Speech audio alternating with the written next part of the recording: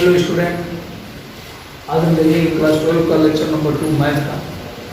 तो यहाँ पे एक्सरसाइज फर्स्ट हम करा रहे थे जिसमें से फर्स्ट और सेकंड साइड क्वेश्चन हो गया था और एक क्वेश्चन बचा हुआ था जिसमें जो 3 या 4 हमको लग रहा है कि 2 या 3 नंबर का जो था उसमें आपको कोटि बताना है कितने प्रकार से आप योग बना सकते हैं। तो जैसे वहाँ पे हिंट दे देता हूँ मैं, यदि मान लीजिए 18 है तो 18 को हम कितने प्रकार से आप योग बना सकते हैं, या तो 18 × 1 या 1 × 18 या 9 × 2 या 2 × 9 या 6 × 3 या 3 × 6, है ना।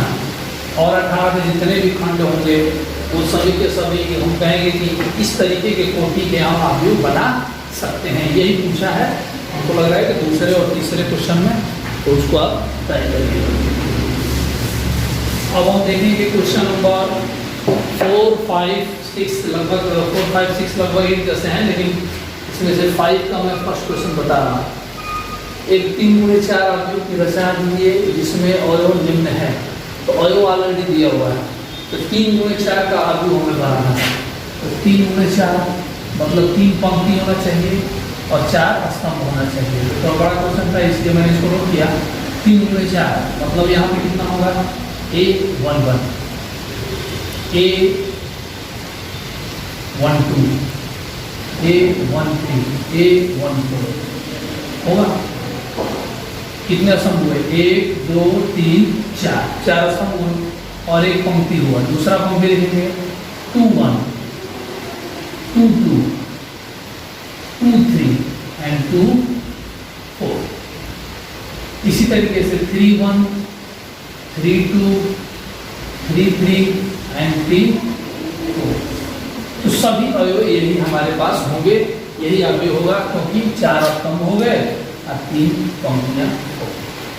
ठीक है, तो लास्ट में कहने का मतलब है कि पहला अवयव हमें निकालना है तो I के जगह पर 1 रखना होगा और J की जगह पर भी 1 रखना होगा। दूसरा अवयव निकालना है तो I के जगह पर 1, J के जगह पर 2, I के जगह पर 1, J के जगह पर 3, I के जगह पर 1, J के जगह पर 4। पहला लाइन कंप्लीट। फिर I के जगह पर 2, J के जगह पर 1, I के जगह पर 2, फिर J के जगह पर 2, I के जगह पर। ऐसे ही कहने का मतलब है कि ये सभी वैल्यू इसी तरीके से निकालने होंगे और लास्ट में जाके इसमें हमें पुट करना होगा, तो हमारा ये आव्यूह का निर्माण हो जाता है। तो हम देखते हैं यहाँ पे फर्स्ट हमें 1, 1 चाहिए, तो 1/2 -3 × 1 + 1 मतलब I और J की जगह पर कितना रखेंगे, 1 और 1, तो कितना हो जाएगा 1/2। 3 में से गया 2 -2,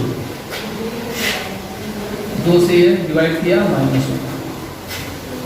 फिर इसी तरीके से 1, 2 हमें निकालना होगा, तो -3 × 1 + J की जगह पर इस बार कितना 2, 3 का 3 में से 2 गया 1 मैंने -1 हो गया -1/2। इसी तरीके से हम निकालेंगे 1, 3 1/2 -3 × 1 + 3, फिर 3 का 3 ये 0 हो गया। इसी तरीके से 1, 4 निकाल लेते हैं, -3 × 1 + 4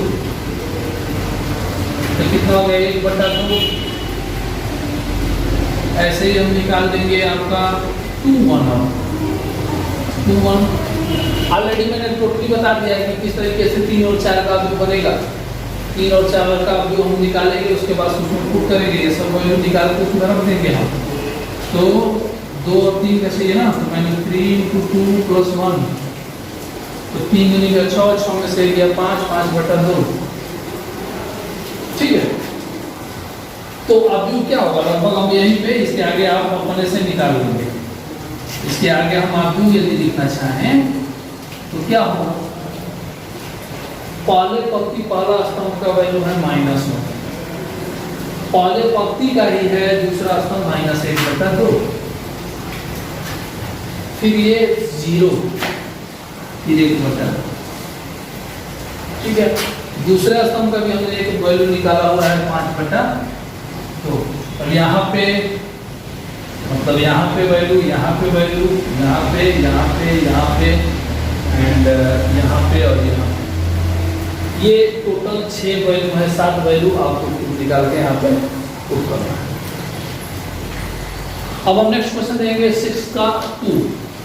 यहाँ पे कह रहा है कि दोनों आव्यूह समान है तो x और y का वैल्यू निकालिए। तो निकाल लीजिए। यहाँ से हमने बताया हुआ है कि जब दो समान आव्यूह होते हैं तो इसका पहला अवयव इसके पहले अवयव के बराबर, दूसरा अवयव दूसरे अवयव के बराबर, तीसरा अवयव तीसरे अवयव के बराबर एंड चौथा अवयव चौथे अवयव के बराबर होता है। ठीक है जी। तो यहाँ से हम निकाल सकते हैं, आप देख रहे हैं x प्लस वाई, पहला अवयव पहले अवयव के बराबर तो x plus y equal to 6 है ना। तो यहाँ से y equal to 6 minus x होगा फर्स्ट इक्वेशन।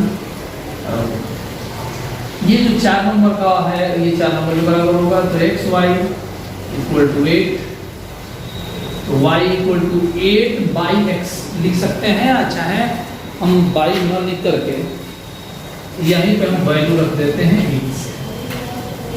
x, y का वैल्यू 6 माइनस x, समीकरण 1 से हुआ। तो यहाँ हो गया 6x minus x square equal to 8। एक तरफ कर दीजिए इसको तो हो जाएगा x square minus 6x plus 8 equal to 0। Calculation करेंगे तो 4 दूनी का 8, खंड करेंगे तो इसका x माइनस 4 और x माइनस 2 इक्वल टू 0। 4 दूनी के 8, तो x इक्वल टू या तो 4 या तो 2। ऐसा में x का वैल्यू या तो 4 या तो 2। ये वैल्यू यहाँ पे आया, x का वैल्यू 4 या तो 2 रखेंगे और यहाँ पे x प्लस वाई यहाँ पे कंपेयर हमने किया तो x का वैल्यू तो आ गया। अब y का वैल्यू हमें निकालना है, इसलिए y का वैल्यू डायरेक्टली मैं लिखूंगा यहाँ पे।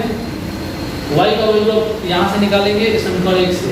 x का वैल्यू यहाँ पे 4 रखोगे तो 6 में से 4 गया 2 और 2 रखोगे तो 6 में से 4 गया 2, 6 में से 2 गया 4। ठीक है, तो x का भी वैल्यू आ गया, y का भी वैल्यू आ गया। अब रही बात z की, तो यहाँ हम दोनों को कंपेयर कर देंगे। 5 प्लस z इक्वल टू 5, तो z इक्वल टू क्या मिला हमें, तो एक आंसर यहाँ, एक आंसर यहाँ और एक आंसर ये तीनों आंसर। और बाकी की इसके बाद के जो क्वेश्चन है ये नॉर्मल क्वेश्चन है, ऑब्जेक्टिव साइड क्वेश्चन है। तो ऑब्जेक्टिव क्वेश्चन आप देख लीजिएगा, बहुत सिंपल है। और अगला टॉपिक में हम आपको पढ़ाएंगे इसकी संक्रियाओं के बारे में, आव्यूह की संक्रियाएं क्या क्या होती हैं उसके बारे में कुछ बताएंगे अगले लेक्चर में। धन्यवाद।